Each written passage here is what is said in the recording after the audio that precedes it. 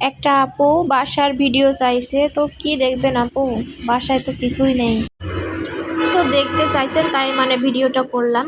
এই যে দেখেন, বেডরুম আছে দুইটা, দেখাই আস্তে আস্তে দেখাই। এই যে এই পাশে একটা, এই পাশে একটা, একটা একটা করে দেখাই। এই যে দেখেন বাসায় যা যা আছে না সব কিছু কিন্তু আমার আম্মু দিছে। আমি যখন এখানে আসলাম তখন সব কিছু দিয়ে দিছিল। ফ্লোরে তোষক পেতে ঘুমাইতে কিন্তু ভালোই লাগে। ওই পাশে আছে বেলকনি, এটা বাথরুম, এটা না দেখে এটার কিছু দেখানো নাই। এইটা এই যে আর একটা বেডরুম। এ দেখেন আমার কিন্তু খাটও আছে।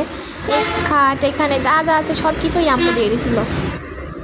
এই যে এগুলো ওইভাবেই আছে।